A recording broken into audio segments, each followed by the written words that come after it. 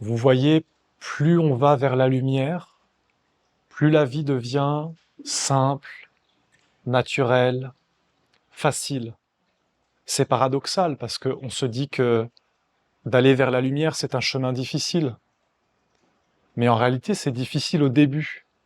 Parce que tu vois que tu es pris dans un monde, que tu es comme enfermé. Et ça peut même être une grande épreuve. Tous ceux qui s'approchent du chemin de la lumière, au début, ils se disent, mais comment je vais y arriver? Comment je vais atteindre cet idéal de perfection, de beauté, ces êtres qu'on me montre comme des êtres comme Jésus, comme Lao Tse, comme Bouddha, qui incarnent un monde de perfection, de merveille. Comment? Comment je peux aller vers ça? Et au début, tu te dis, mais c'est impossible. Et beaucoup d'êtres humains se sont dit, c'est impossible. Alors nous, on est des pauvres pécheurs et on vit comme des pécheurs et alors on demande pardon, mais toujours on est des pécheurs et jamais on fait rien pour aller vers un autre monde, pour aller vers cet idéal d'incarner un monde de beauté, de lumière. Mais plus on marche sur le chemin, plus on avance, plus on fait l'expérience et plus on se fait des corps et plus on découvre la vérité. Que, en réalité, c'est simple. Et on prend conscience de cette vérité, que c'est nous-mêmes qui avons tout compliqué, tout conduit dans un monde euh, tellement compliqué qu'on ne peut même plus bouger, on ne peut même plus penser, on ne peut même plus respirer, on ne peut même plus avoir des relations simples, belles et harmonieuses avec nos frères, les humains, mais aussi avec les animaux, les plantes, les mondes subtils et encore moins des mondes supérieurs. Le prêtre hier, il disait, mais si on ne peut même pas se parler entre nous, comment vous voulez qu'on parle avec des mondes supérieurs? Si dans ta vie c'est le chaos, si c'est l'anarchie, comment veux-tu parler avec un monde supérieur? Alors c'est vraiment une réalité que dans la nation essénienne, on en prend conscience. Maintenant, ça apparaît comme une vérité, avec l'enseignement de la mère, bien sûr, mais surtout avec la pratique. Parce que vous voyez, la mer, elle est là, omniprésente. Elle est sur ces terres, mais elle est dans des endroits où l'homme euh, est encore proche de la nature, dans les forêts, dans, dans les endroits où ce n'est pas la philosophie occidentale qui gouverne. Mais il y a tout un chemin pour aller de ce que nous sommes à la vie avec la mer et avec une intelligence supérieure. Depuis des milliers d'années, la tradition, elle porte cette idée. Elle porte cette idée d'une vie parfaite, d'une humanité de lumière. Certains l'ont appelé le jardin de la lumière, le jardin d'Adonai. C'était le mot qu'Olivier utilisait beaucoup. La terre de lumière, le jardin de la lumière. C'est-à-dire ce que les chrétiens ont dit le paradis. Ils ont dit quand tu meurs, tu vas au paradis. Ils cherchaient la vie parfaite. Mais ils n'ont pas cherché à la réaliser, à la faire apparaître dans leur vie, à la faire apparaître concrètement, à la réaliser, à la poser. Alors la tradition a toujours porté cette idée.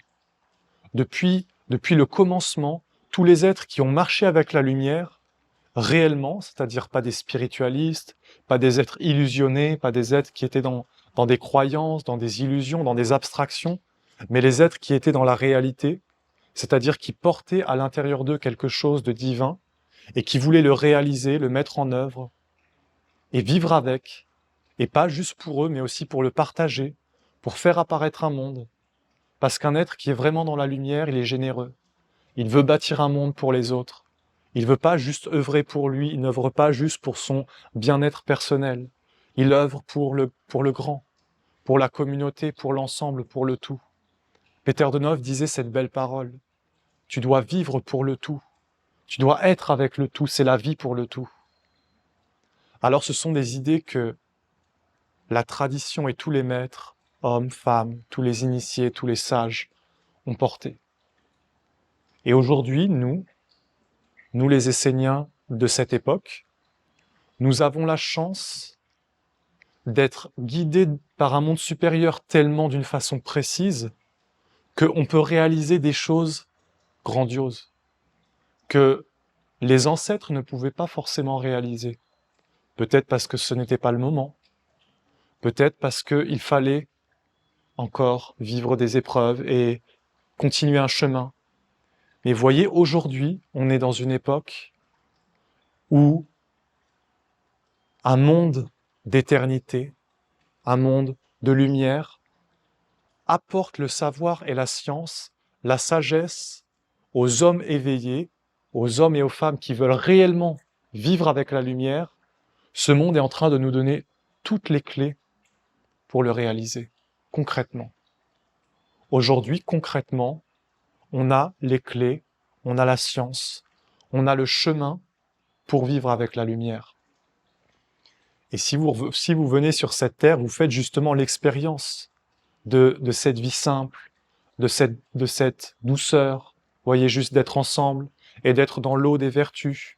Qu'un monde supérieur, c'est pas, voyez, c'est pas juste forcément comme on l'a amené, à travers des rituels, à travers des prières, à travers des invocations. Tout ça, c'est bien. C'est des outils. Tout ça, c'est des instruments qu'on utilise. On va utiliser un rituel pour appeler des mondes, pour écrire des choses, pour engendrer des forces et des influences, parce qu'on veut bâtir, on veut appeler des mondes, pour sceller des alliances. On va invoquer pour appeler un archange et des mondes supérieurs. Mais tout ça, ce sont des outils pour faire apparaître le monde de la lumière sur la terre. Mais si vous venez ici, voyez, il y a sur cette terre une particularité que c'est la mère, que c'est la maman. Et voyez, chaque terre essénienne a sa particularité. Les terres du Québec ont leur particularité. Ce sont les terres des archanges, de l'alliance avec les archanges, des cultes et des piliers. Les terres de France sont plus liées à tout l'enseignement qui va de la ronde des archanges jusqu'au culte de la lumière, c'est-à-dire jusqu'à l'être qui prend un engagement immortel de servir Dieu et de maintenir, de donner sa vie quelque part en donnant sa force, en donnant de l'énergie, en faisant apparaître un monde, c'est-à-dire un être qui s'engage pour bâtir une œuvre de lumière sur la terre. Les terres de la Grèce, c'est l'archange Uriel qui nous a dit toutes ces choses, qui nous a expliqué toutes ces choses à travers un psaume. Il nous disait, c'est la terre pour se préparer, de se libérer de cette philosophie occidentale qui justement, c'est ce que je vous dis quand on croit que c'est compliqué de vivre avec la lumière, c'est qu'on est dans cette philosophie occidentale. Quand on pense, quand on vit même, quand on expérimente le fait que la vie est compliquée, que tout est difficile, c'est qu'on est pris, pétri, enfermé dans cette philosophie occidentale. Et quand tu t'en défais, quand tu l'enlèves, quand tu arraches les mondes, tu fais comme un nettoyage, tu te dis, mais la vie est tellement simple. On est là, il y a la terre, il y a le soleil, il y a la nature. Tout est empli de vertus, les fruits, l'air, les papillons, les oiseaux. Tout est beau, tout est merveilleux, tout est sacré. Alors pourquoi quand c'est l'homme qui en relation avec d'autres hommes, c'est cette complexité. Les anciens ont dit que l'homme est une matière brute, que l'homme est quelque part du plomb. Vous voyez, c'est tout l'enseignement qu'ont apporté les alchimistes. Mais cet enseignement des alchimistes du Moyen-Âge, qui est une vérité, qui parle du chemin de l'homme sur la terre, parce que les alchimistes ont dit, voilà, l'homme est du plomb, c'est sa matière brute, il est le mortel, c'est-à-dire le plomb, le métal qui s'oxyde, et plus tu le chauffes, le plomb, et plus il disparaît, c'est-à-dire il est mortel, il est éphémère. Et ils ont dit, voilà, l'homme doit faire tout un chemin d'éveil intérieur, de transformation, pour atteindre ce qu'ils ont appelé l'or. C'est-à-dire, l'or, c'est quoi? C'est le métal incorruptible. Il n'y a plus... L'or, c'est le seul métal qui ne rouille pas, qui ne s'oxyde pas. Mais ce qu'ils ont donné comme enseignement, comme sagesse, c'est pas forcément de faire de l'or, hein, parce qu'aujourd'hui, ils s'intéressent à ça. Certains, ils se disent, voilà, je vais faire de l'or, je vais être riche, c'est génial. Mais vous voyez, c'était pas la richesse extérieure. C'était une science qui parle de l'intérieur, principalement. Et bien sûr, les alchimistes ont connu cette science et utilisé les métaux pour éveiller des processus intérieurs. Mais cette science, elle est bien plus ancienne encore. Et elle est basée sur cette vérité, que lorsque nous venons sur la Terre, nous sommes comme cette matière brute, nous sommes ce plomb, nous sommes ce monde quelque part qui est un peu du recyclage, qui est lié à la mort, qui est lié à un monde en devenir, qui est sans cesse en mouvement, qui n'est pas stable, qui n'est pas lumineux, qui n'est pas pur. Et les anciens ont dit, voilà, il faut conduire l'homme, le chemin de la perfection, le chemin de la tradition de la lumière. Pourquoi on a la tradition de la lumière? C'est parce que on doit conduire les êtres humains du plomb vers l'or. Et les archanges ont dit, ils ont souvent dit, voilà, l'homme aujourd'hui est à l'état d'animal. Et vous pouvez même trouver des psaumes qui expliquent que, notamment l'archange Uriel, où il dit, l'homme doit aller de l'état d'homme animal, qui vit dans des instincts, dans des passions, dans l'inconscience, en étant quelque part dirigé par des âmes groupes, parce que l'homme aujourd'hui vit à l'état d'animal. S'il est un Français, il va penser comme un Français. S'il est catholique, il va penser comme un catholique. C'est-à-dire, il est une âme groupe. Il est dirigé, il n'est pas le maître de sa destinée. Il n'est pas individualisé. Il est collectif. Il est comme, vous voyez comme ces poissons, là, ces bancs de poissons. Et t'en as un qui tourne et ça y est, tout le monde tourne. Et vous voyez, il n'est pas individualisé. Il ne pense pas par lui-même. Et l'archange Uriel dit, et les archanges, à travers leur psaume, il dit, voilà, l'homme doit aller vers l'ange. Nous, ce que nous appelons l'or, c'est l'ange, c'est-à-dire d'être dans un état angélique, d'incarner la lumière. Olivier, à travers tout son enseignement, et les archanges, dans leur psaume, nous ont dit, vous devez incarner l'homme nouveau. Vous devez faire apparaître l'homme nouveau.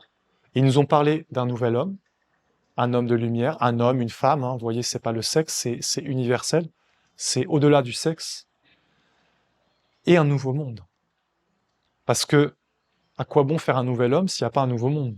Parce qu'un nouvel homme dans le monde d'aujourd'hui, ça servira à rien. Ce serait perdu.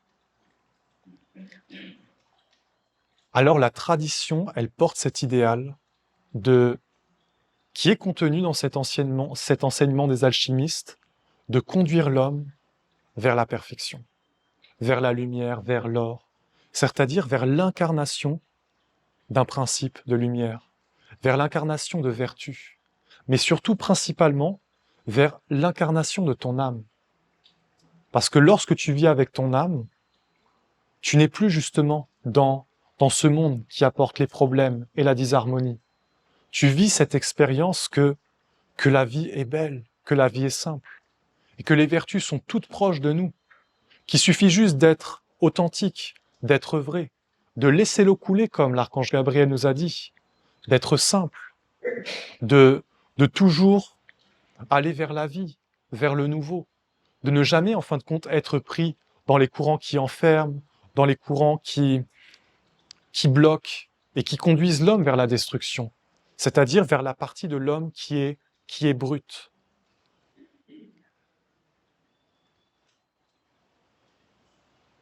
Alors, comme un mystère, comme une beauté, les mondes supérieurs nous ont guidés vers cette école des mystères. Et c'est pas nous les hommes, on n'a pas décidé toutes ces choses-là. On a suivi un chemin, on a suivi des mondes supérieurs, on a suivi des anges, on a suivi des archanges. Ensuite, on est arrivé sur cette terre et on a rencontré la mer. Et pour beaucoup d'entre nous, c'était la plus belle rencontre qu'on a pu faire. Parce que là, on peut commencer à goûter, on peut commencer à expérimenter, on peut commencer à se faire des corps et à vivre avec. Et avec la mer, maintenant, on le sent, on le vit, on commence à avoir des corps de notre âme, des corps de vertu. Il y en a un, il va avoir un corps de beauté, un corps d'harmonie, un corps de sagesse.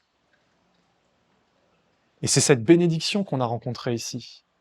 Et progressivement, la mer nous a conduits vers cette science, cette ancienne science de la tradition de la lumière, qui est la science de la transformation intégrale de l'homme.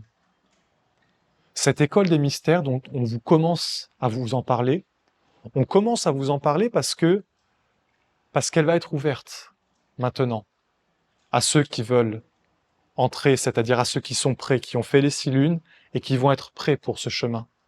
Mais déjà dans le cachet, depuis un certain temps, depuis un an et demi, des êtres sont sur ce chemin. Des êtres qui ont fait leurs 6 lunes sont entrés sur ce chemin parce qu'ils ont été appelés et parce que quelque part ça s'est toujours fait comme ça dans la nation essénienne. Il y a eu des pionniers, il y en a eu qui ont commencé pour ouvrir le chemin pour les autres. Vous qui faites vos 6 lunes aujourd'hui ou qui ont fait leurs 6 lunes cette année, sachez que il y a 15 ans, il y a Olive, Guillaume et tous les anciens qui ont été les premiers à faire leurs 6 lunes, qui ont ouvert le chemin. Et aujourd'hui, vous voyez, on vit la même chose. Il y en a certains, ils ouvrent le chemin de cette école des mystères dont je vais vous parler, mais vous voyez, je suis déjà en train de vous en parler. J'essaye de vous amener tout un monde pour que vous puissiez goûter, toucher, qu'est-ce que c'est? Qu'est-ce que c'est cette école des mystères? Pourquoi? Pourquoi cette école des mystères? Mais cette école des mystères, c'est le chemin de l'homme véritable, le chemin de la construction d'un corps. Quand depuis toutes ces années, on dit, voilà, il faut se faire des corps, il faut faire apparaître un homme angélique, il faut faire apparaître l'être dans la perfection, l'homme, la femme dans la perfection. Ce chemin passe par une éducation progressive. Une éducation qui conduit l'homme d'abord à prendre conscience de sa terre intérieure, de qui il est, mais aussi de qui il n'est pas. Il y a une partie de toi qui est stable, c'est ta terre intérieure, c'est ta racine, c'est ton être. Et il y a une autre partie qui n'est pas stable, qui n'est pas toi, qui n'est pas ton être authentique et vrai.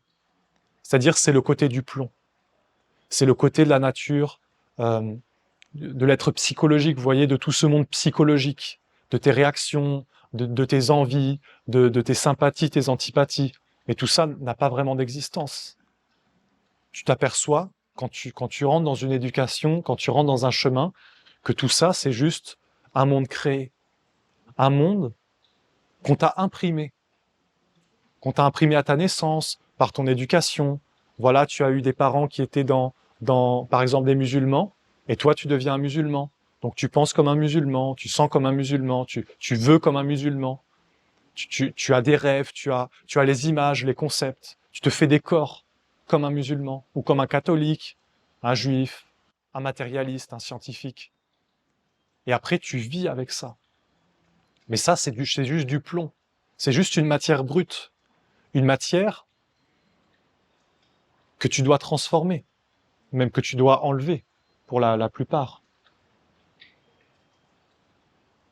Alors, il y a tout un chemin qui passe d'abord par la connaissance de soi, de son être, mais qui ensuite va vers la connaissance des mondes de plus en plus subtils. La base, c'est soi, c'est toujours soi, c'est-à-dire ta propre source, ton être, qui tu es. Une fois que tu as découvert qui tu es, que tu sais que tu portes une vertu, une capacité, que tu as un message à donner, que tu as une œuvre à réaliser, tu dois maintenant te faire des corps. Tu dois te construire des corps de réalité, comment dire ça, des corps d'action.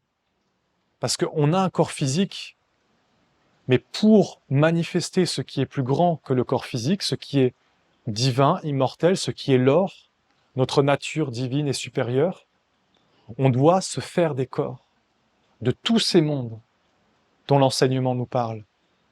Les éléments, les esprits, les génies, les égrégores. L'homme global, l'homme voulu par une intelligence supérieure, l'homme, la femme, hein, vous comprenez, c'est universel. il est constitué de ces mondes-là. Hier, je faisais un atelier sur les rites d'expiation, et dans les rites d'expiation, il y a les éléments, les esprits, les génies, les égrégores. Et c'est ces mondes-là qui permettent à l'écriture que tu poses dans le rite d'expiation d'exister. C'est ces mondes-là avec lesquels l'homme vit et qui créent toute sa destinée, qui créent toute la trame de sa vie, de son chemin. Alors l'homme qui vit sans connaissance de ces mondes-là ne pourra pas réaliser réellement qui il est et ce qu'il porte en lui. Alors le chemin de l'école des mystères, il va dans ce sens de construire des corps. De construire des corps et de tisser des liens avec différents mondes. De permettre à un être humain de redevenir conscient qu'il porte les éléments, qu'il y a les éléments, qu'il y a le monde des éléments, qu'il y a le monde des esprits, des génies et des égrégores, et qu'il doit apprendre à travailler avec ces mondes-là, à vivre avec ces mondes-là en conscience, pour être comme le chef d'orchestre, comme l'animateur des mondes, le mage, celui qui va être capable de prendre les éléments et de construire sa destinée, de construire sa vie, son être, de progressivement se transformer, parce que cette école des mystères, je vous en parle en fait parce que l'archange en parle. Il en parlera dans le message de demain. Et il bénit cette œuvre. Il accueille, il nous dit même c'est ce qui va nous permettre de réaliser l'homme véritable, l'homme, la femme véritable. C'est ce qui va permettre à des êtres humains de réellement incarner des principes supérieurs, de réellement être des maîtres de leur destinée, de réellement vivre avec la lumière et pas dans des abstractions, dans la réalité. Comme hier soir, vous voyez, on est là et on est dans le chant, dans la danse, dans la joie, dans la simplicité. Mais ça tout le temps. Parce qu'on a maîtrisé les courants, parce qu'on a maîtrisé tous les mondes de la nature inférieure. Et parce que le chemin essénien, le vrai chemin essénien, c'est celui de la transformation intégrale. C'était des psaumes de l'archange Raphaël, moi, qui m'ont personnellement touché depuis le début, qui m'ont dit, mais c'est ça. Ce que disait l'archange Raphaël, cette nouvelle Pâque, cette résurrection, ce nouveau chemin, qui n'était pas encore vraiment révélé, il était là à l'état d'idée, de semence. Parce que même quand on recevait ces psaumes, on n'était pas encore dans la transformation intégrale. On était encore dans le fait de recevoir des enseignements, de quelque part accumuler un savoir, de poser des bases, de faire apparaître un monde qui allait permettre à quelque chose d'autre d'apparaître. Alors, dans tout ce chemin initiatique, c'est une évolution graduelle, où progressivement, tu te construis des corps, où progressivement, par les alliances avec des mondes plus subtils, quelque part, tu transformes la matière brute, tu te libères de certains mondes qui sont liés au monde mortel, à la nature mortelle, pour tisser des liens avec d'autres mondes qui vont te conduire vers ta nature supérieure. Et tu te construis un corps quelque part. Tu vas prendre des éléments, tu vas prendre des forces, et progressivement, tu vas te bâtir un corps. Et tu vas bâtir en toi un monde. Et quand on parle d'une nouvelle humanité, d'un nouveau monde, c'est parce que des êtres vont marcher sur ce chemin. Et cette nouvelle humanité, ce nouveau monde, la base de ça, c'est cette éducation qui est en train d'apparaître. C'est tellement... Vous ne pouvez pas vous imaginer à quel point c'est grandiose, à quel point ce qu'on fait là est d'une importance capitale. Cette éducation qui apparaît, elle est en train de tout révolutionner. Et on peut vous en parler parce que quelque part, on marche sur ce chemin. Et c'est la réalité. La réalité qui nous montre que l'homme peut devenir réellement quelque chose de merveilleux sur la Terre. Et ce que toutes les traditions, ce que tous les courants n'ont pas réellement réussi à faire, on peut penser par exemple aux Bogomiles, aux Cathares, aux Templiers, aux Rose-Croix, aux initiés. Vous voyez, il y a eu beaucoup d'initiés. Olivier nous parlait souvent de certains initiés, d'initiés par exemple, des occultistes. Voilà, Rudolf Steiner, Eliphas Lévy, tous ces êtres-là de l'occultisme. Et qui, quelque part, ont été les véhicules et les porteurs de la tradition pendant des milliers d'années. Hein. Ces êtres-là, les cathares, les bogomiles, les templiers, les alchimistes, les francs-maçons, les occultistes, ils ont porté la tradition, ils ont porté un savoir, une connaissance. Mais ils ne l'ont pas, il n'y avait pas toutes ces alliances, tout ce monde, toute cette perfection qui fait que ça pouvait être conduit jusqu'au bout. Parce que tous ont parlé, voilà, d'être à l'image du Christ, à l'image de la lumière, c'est-à-dire d'être un homme, une femme véritable. En réalité, un homme et une femme normale. Pour nous, les Esséniens, en tout cas moi, c'est comme ça que je pense, l'homme ordinaire, c'est pas l'homme que vous voyez dans le monde des hommes. Ça, c'est un homme déchu. Un homme, une femme, qui n'est plus réellement un homme et plus réellement une femme. D'ailleurs, la mère, quand on est arrivé sur ces terres, elle nous a dit que la philosophie occidentale avait détruit les femmes. Mais elle a détruit les hommes aussi, hein. Elle a détruit tout le monde, la philosophie occidentale. Elle a même pas détruit juste les hommes et les femmes, elle a détruit les animaux, les plantes, les pierres, la terre. Vous allez là où il y a la philosophie occidentale, c'est le désert. C'est les bombes, c'est les industries, c'est la mort, c'est le néant. Alors imaginez-vous à l'intérieur, cette philosophie occidentale.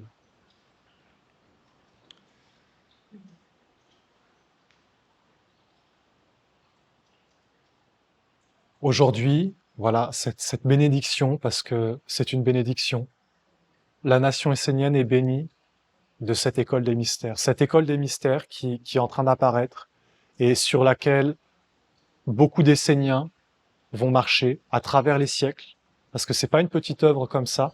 On ouvre un chemin pour des générations et des générations, pour que la nation essénienne se transmette, mais pas juste la nation essénienne, l'alliance avec un monde supérieur.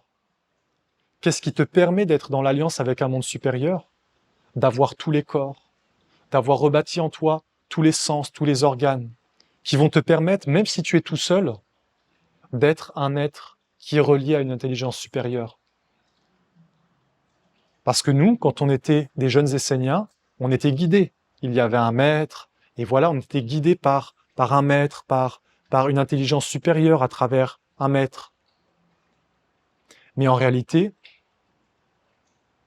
il ne doit pas y avoir un seul maître. Il doit y avoir une multitude de maîtres. Normalement, chaque être humain, chaque homme, chaque femme, devrait aller vers ce chemin de maîtrise. Ça devrait être le but de notre vie.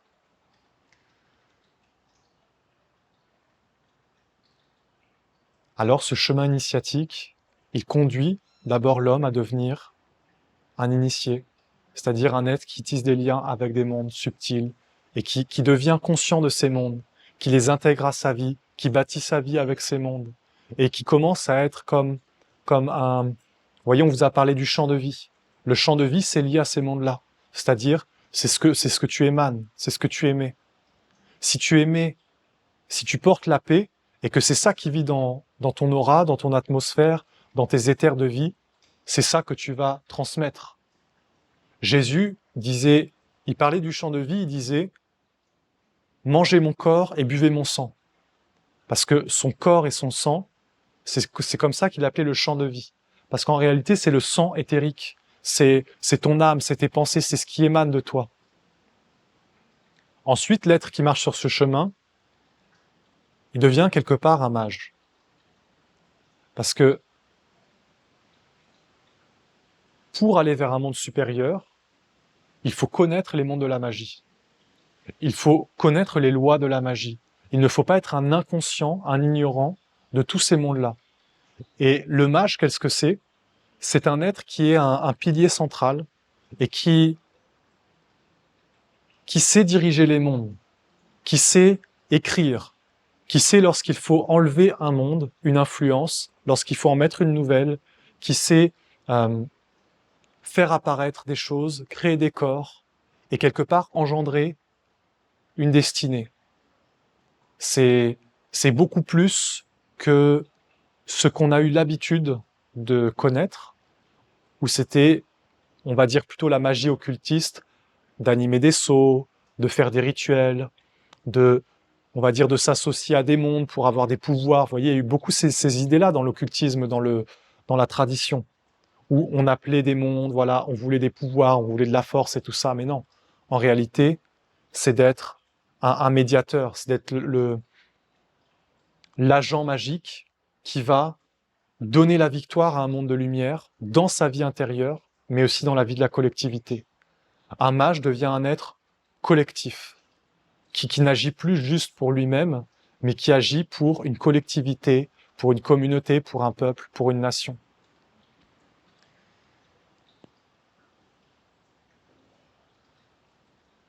Et le chemin initiatique, donc ce chemin initiatique qui n'est pas nouveau, hein, cette école des mystères, elle est pas nouvelle, dans le sens qu'elle est très ancienne. Cette idée, elle est très ancienne. Et beaucoup d'êtres ont marché sur ce chemin-là, dans le passé. Elle conduit jusqu'à une maîtrise intérieure. Jusqu'au degré où tu deviens le maître de ta destinée. Parce que être dans la maîtrise, c'est pas faire des conférences ou forcément amener des chants et tout ça, comme on nous a montré. Vous voyez les maîtres comme Olivier, Peter Denov, Omra Mikhail Ivanov. Eux, ils avaient des missions. Ils étaient des enseignants, ils étaient des guides, ils avaient quelque chose à réaliser. Tu peux être un maître dans différents domaines.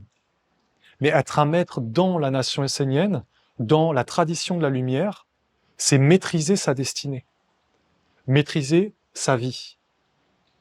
Tu as un monde qui vient de destruction et tu dis non.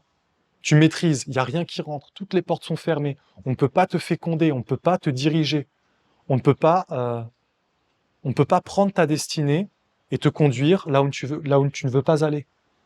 Tu deviens un maître réellement de ta vie. Alors voilà, c'est tout un programme, cette école des mystères. J'espère que ça vous plaît. Pour moi, c'est grand. Voilà, je vous en parle en même temps et je me sens comme c'est trop grand presque pour en parler. Je vous en parle parce que voilà, parce que c'est la nation essénienne donne naissance à cela. Et c'est la volonté d'un monde supérieur. On va aller dans ce sens. On veut réellement poser cette éducation. L'archange, il veut nous montrer que c'est le chemin que l'homme doit parcourir. Et qu'aujourd'hui, c'est le début. Mais demain, une multitude le parcourront. Et de ce chemin pourra commencer quelque chose d'autre. Cette école des mystères, c'est pas la fin, c'est le début. C'est le début d'un nouveau monde, le début d'une nouvelle humanité.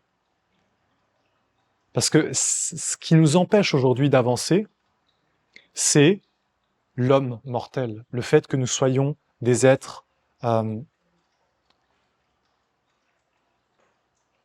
le plomb, dans la matière brute, dans le recyclage.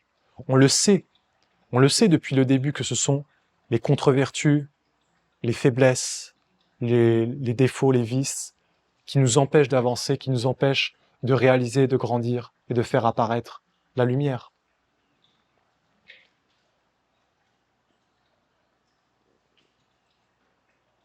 Celui qui parcourt ce chemin peut réellement se libérer de tous ces mondes. Mais quelque part, il ne le fait pas pour lui. Il le fait pour faire apparaître, pour servir un monde supérieur. Parce que nous, les Esséniens, nous sommes vraiment des serviteurs. La seule chose qui nous intéresse, c'est de servir un monde supérieur. Et voyez, hier, le prêtre nous lisait un message de Gabriel, et il donnait comme une loi de la vie. Et nous, les Esséniens, quand nous entendons ces messages, nous voulons vivre avec ces lois. Nous ne voulons pas être comme les autres, comme tous ceux qui ont reçu des enseignements et qui n'en ont rien fait avec. Nous voulons réellement accomplir, incarner cela, le manifester. Et c'est le message de cette école des mystères, c'est sa mission, c'est son rôle, c'est son but. Conduire un homme, une femme, dans la perfection, à incarner sa particularité, la particularité de son âme, à réaliser une œuvre parfaite et belle, à être sur la terre un soleil, une lumière, et à être un être surtout qui va pouvoir transmettre cette éducation à d'autres. Parce que dans le futur, on va devoir transmettre. Nous, on reçoit cela, mais on va devoir le donner aux autres, à nos enfants, à nos petits-enfants, à ceux qui viendront après nous. Et ceux qui accomplissent ce chemin seront la transmission de cette tradition à travers les âges. J'espère que ça vous plaît, cette œuvre.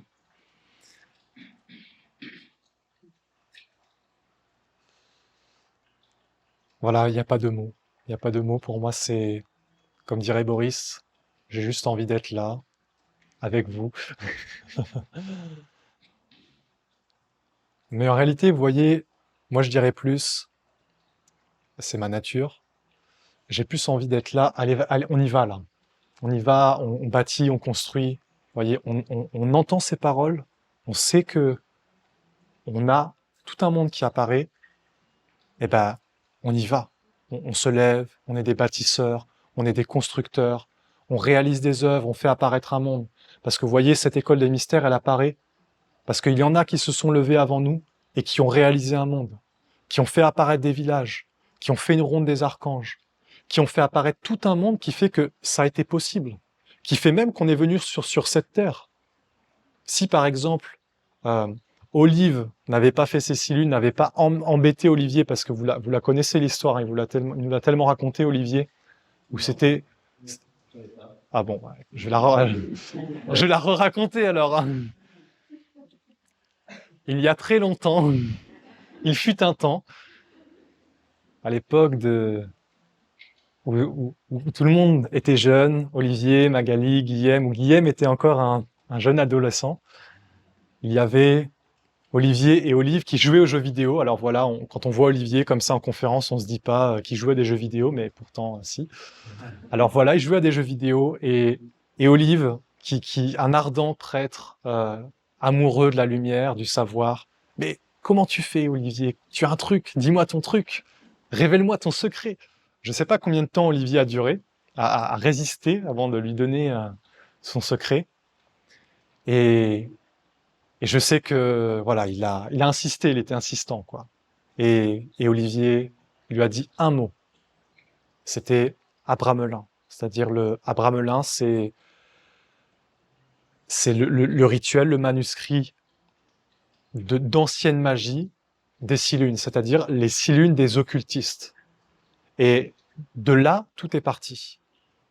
Dans le sens que Olivier, Magali avaient fait leurs 6 lunes il y a longtemps. Il y avait l'alliance avec l'ange. Depuis le début, la nation essénienne a été guidée par des anges. Mais au début, c'était juste Olivier, Magali, et il n'y avait pas encore de prêtres autour, de prêtres, de prêtresses. Il n'y avait pas encore le chemin des 6 lunes. Et c'est Olive qui a déclenché cela, qui a ouvert ce chemin. Est apparu tout un monde avec ça. C'est parce que ces êtres ont fait ça que aujourd'hui, moi par exemple qui suis arrivé plus tard, je bénéficie de ça. Et il y a cette ère du Panama, aujourd'hui l'école des mystères qui apparaît, il y a des temples, il y a de l'autre côté de la rivière tout un lieu sacré qui est en train d'apparaître, où les êtres vont faire leur 6 lunes, vont être initiés. Mais si vous regardez ça, ça correspond exactement à ce que faisaient en Égypte, par exemple, où ils avaient des temples, ils avaient des lieux, et les êtres allaient, étaient éduqués, étaient formés pour devenir des maîtres, des prêtres, des gouvernants, des dieux, des êtres qui incarnent la lumière.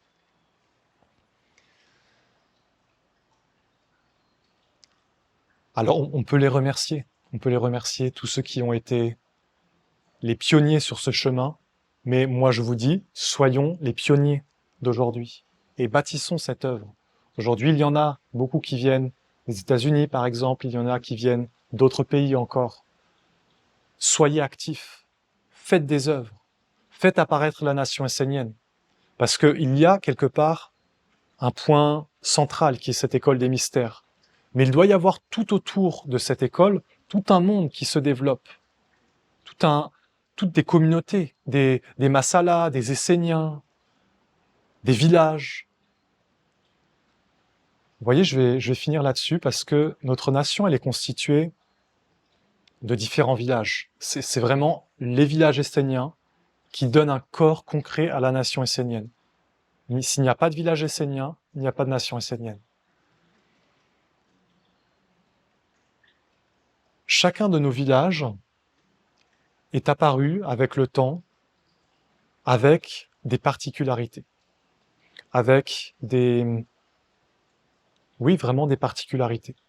Et on s'en est vraiment rendu compte quand on est arrivé ici. Parce qu'avant, on l'avait pas vraiment vu. Avant, il y avait Terra Nova et le village de l'érable.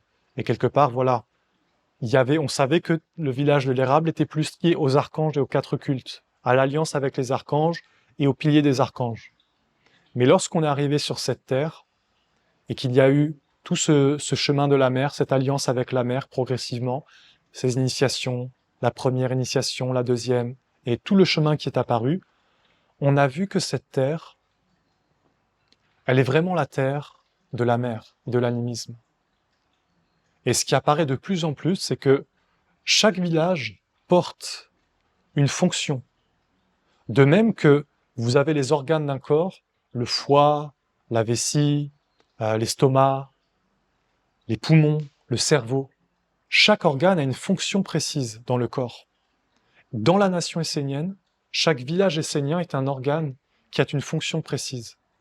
Et on va aller de plus en plus, vous allez voir, dans les prochaines célébrations, dans les prochains mois et années, on va aller dans le sens de développer les particularités de chacune des terres. Et à chaque fois qu'on va bâtir un nouveau village, on va se concentrer, on va demander quelque part des indications au monde supérieur pour savoir c'est quoi la particularité de cette terre. Ici, sur cette terre, c'est la mer.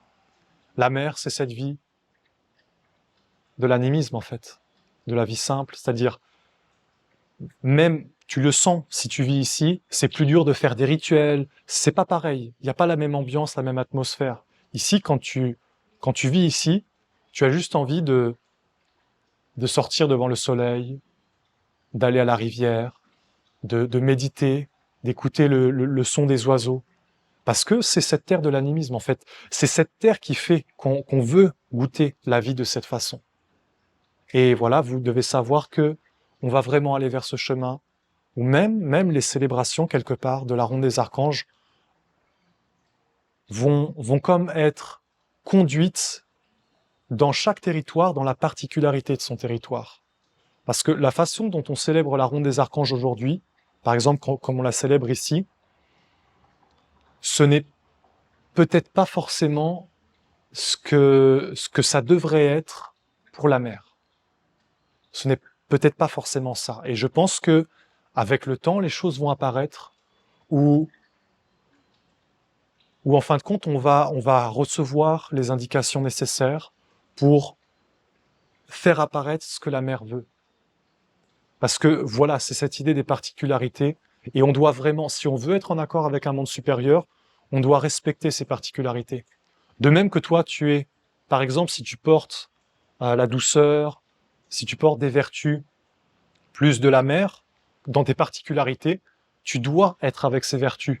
Tu ne dois pas forcément à chercher des vertus d'être puissant, conquérant, fort. Non, c'est pas ton truc. C'est toi, c'est la douceur et tout ça. Et celui qui est fort, conquérant et tout ça, il ne doit pas forcément chercher ce qui n'est pas lui. Vous voyez. Voilà, c'est la même chose pour nos terres, pour nos villages.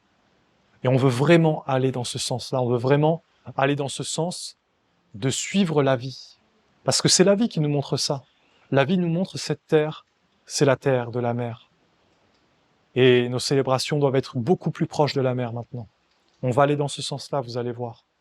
On va aller dans cette idée d'être plus proche des éléments, plus proche du réel, de ce champ de vie avec la mer, avec les éléments, le soleil, le feu, l'air, l'eau, la terre. Mais ça va apparaître, je vous en dis pas plus, c'est comme, on voit que ça vient, on voit que ça apparaît et que tout est prêt pour que la nation essénienne de nouveau se transforme. Parce que c'est ça qui se passe à chaque jubilé. Chaque jubilé a vu une transformation dans la nation essénienne. Vous avez d'abord le premier jubilé en 2003 qui était le début, la ronde des archanges, et c'était l'accomplissement avec les premiers prêtres qui ont accompli leur 6 lunes et l'alliance avec les archanges. Le deuxième jubilé, les 4 sceaux, les 4 cultes. On a posé les sceaux, on a posé les cultes, et des êtres, des prêtres qui étaient avec une alliance avec un ange, ont été initiés à la 4e marche pour maintenir l'alliance dans les cultes. C'était le deuxième jubilé. Ensuite, on a eu le culte de la lumière, qui a été quelque chose de grandiose. Là, moi, je me rappelle encore de cet engagement. On était là au Québec et on a prononcé ces engagements. On nous a dit, voilà, parce que c'était pas sûr qu'ils allaient l'ouvrir, le culte de la lumière, mais c'est l'archange Gabriel qui l'a demandé. Alors, on avait 1 heure pour écrire notre psaume à la main. On a appris ça au dernier moment.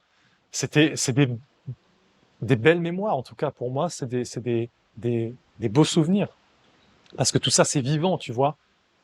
L'organisation se dit, oh non, on va pas l'ouvrir à Gabriel, tout ça, c'est pas prêt, c'est trop compliqué, tout ça. L'archange dit, on le fait, on le fait. Bon bah voilà. Et là, je ne sais pas réellement ce qui va apparaître, mais voilà, on voit qu'il y a quelque chose, que la nation va se transformer, que c'est lié à l'école des mystères, que c'est lié au chemin, que réellement maintenant, des êtres humains vont incarner des mondes supérieurs, que cette école va conduire la nation essénienne encore dans un degré supplémentaire, et qu'on va pouvoir avancer sans contre-vertu. Parce que qu'est-ce que ça nous a embêté, ces contre-vertus, toutes ces années? Maintenant, on va pouvoir avancer sans contre-vertu.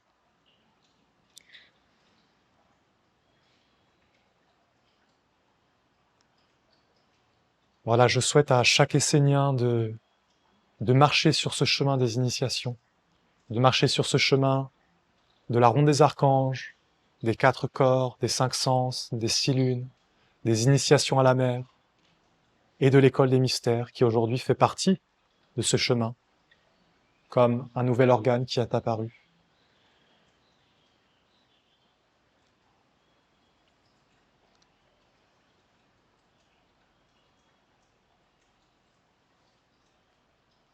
Ce qui est... Je vais finir là-dessus. C'est la deuxième fois que je dis ça, mais je vais vraiment finir là-dessus. Ce qui est très beau dans tout ça, c'est que à partir des 6 lunes, à partir de ce chemin des 6 lunes, l'être qui est initié à ces mystères, qui entre dans ce chemin d'éducation et ensuite dans une école des mystères, ce n'est plus juste le mortel. C'est-à-dire qu'à partir des 6 lunes, tu sors vraiment de cette, on va dire, de cette roue, de cette illusion, de ce chemin où l'homme vit et se réincarne toujours en étant un inconscient, en étant un ignorant et en vivant toujours les mêmes expériences, en étant toujours l'esclave d'un monde, l'instrument d'un monde d'illusion, d'un monde de mensonges qu'il utilise à son insu. À partir de ce moment-là, c'est comme si tu commences à te créer un corps et réellement tu vas retrouver ce corps dans des vies suivantes. C'est-à-dire tu te crées un corps au-delà de la mort. Tu te crées un corps que tu vas récupérer. Moi, j'ai beaucoup médité sur ces êtres. Peter Denov, Omra Mikhaïla Ivanov, Mani, Zoroastre, tous ces êtres-là. Mais comment ils ont fait pour atteindre ça en une vie? Mais ils n'ont pas atteint ça en une vie. C'est des vies et des vies et des vies et des vies de travail sur soi, d'être initié, de se construire des corps. Et ils n'ont pas atteint, ils ne sont pas devenus des êtres, on va dire, comme extraordinaires, parce que c'est vraiment des êtres extraordinaires. Ils ne sont pas devenus cela en une vie. Ils ont travaillé, et en fin de compte, ils ont accumulé un trésor, ils ont récupéré ce trésor, ils ont fait grandir ce trésor, et c'est le chemin de l'évolution véritable, c'est-à-dire le chemin qui conduit de l'homme animal à l'homme ange, à réellement sortir de l'incarnation humaine, parce que le but final de toute incarnation, c'est de retourner vers la source, de retourner vers le Père, vers la source de tout, vers l'intelligence des mondes.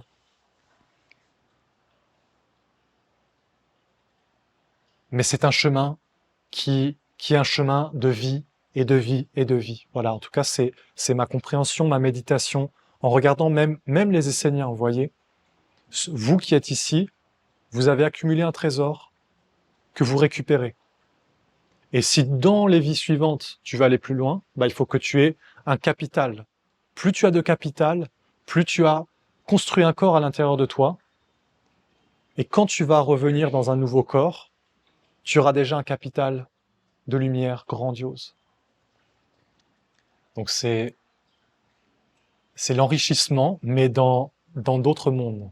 Comme disait Jésus, ne mets pas ta richesse là où il y a le verre, là où ça rouille, là où il y a la mythe, c'est-à-dire là où il y a ce qui dévore, mais mets ta richesse dans les mondes supérieurs. Notre richesse, elle est dans ce chemin de transformation, de transmutation, de devenir des êtres qui incarnent cette lumière, qui réalisent les souhaits d'une intelligence supérieure. L'archange Gabriel dit « Faites apparaître l'homme ange » et nous pouvons le réaliser parce que c'est notre mission, c'est notre chemin, c'est ce que nous devons faire.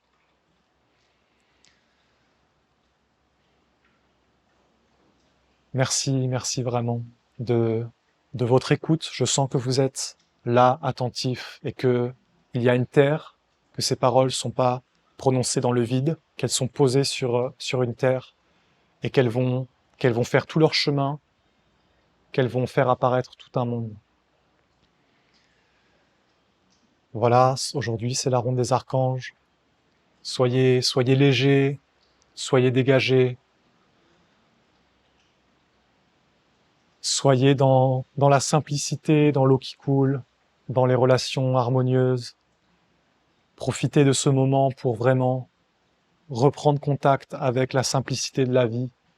Et dites-vous, pendant ce moment, parce qu'après, quand vous serez dans les problèmes, ce sera plus difficile, dites-vous que la vie est simple, que la vie est belle, et que il suffit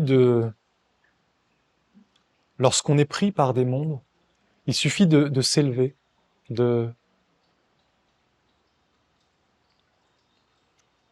ne pas se laisser abattre, vraiment de s'élever, de pas être passif et d'aller de l'avant.